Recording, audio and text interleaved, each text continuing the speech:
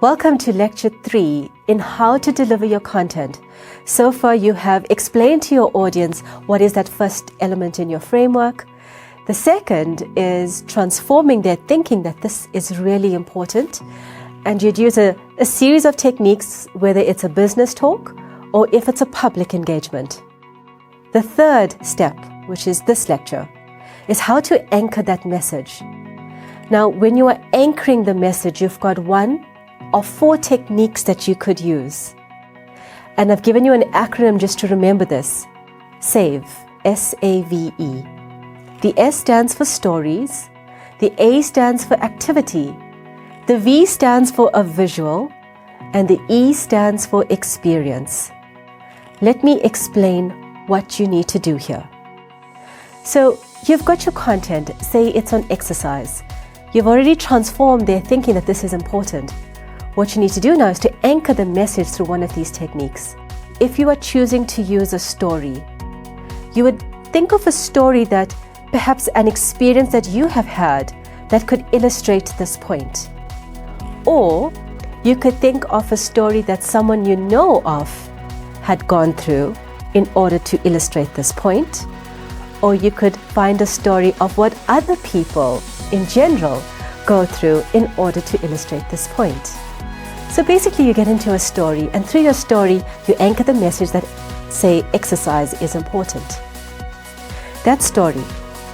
The A stands for activity.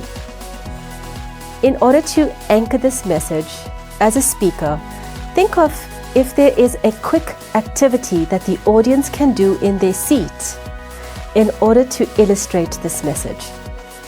Or perhaps there's an action that you could perform on the stage to demonstrate this particular point. And the third element here is to consider any props that you could have in order to illustrate this point. The V stands for a visual, and that refers to a PowerPoint slide, a video, or a photo. So, to illustrate this point, think of if you could show them a video clip. 2, is there perhaps a photo that you could use to illustrate your point, whether it's a photo of an equipment for exercising or something similar? And finally, the E stands for experience, and that means a universal experience. For this, you would like to share with your audience an experience that anyone can relate to, and then you're using that experience to illustrate the importance of your point. So as an example, in the area of exercise, you could say something like, I want you to remember a time when you first learned how to drive a car. I'm sure you thought it was daunting at first. But in time, with discipline and patience and perseverance, you can now drive a car. Exercising and disciplining yourself to have fitness for life is the same. Initially, it's daunting and it seems like overwhelming, but with discipline, perseverance, and persistence, you too can live a fulfilling life. You see what I did there? So I used the experience that anyone can relate to, which is like driving a car, and brought it back to the point that I was trying to illustrate. So there you have it. 4 techniques that you could use to anchor your message. Now remember that you are not using all 4 techniques to anchor your message for one point. You are choosing between any one of the 4.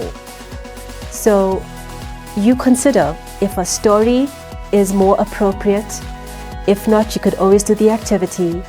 If not, then illustrate your point through a visual. And finally, you have the option of sharing a universal experience.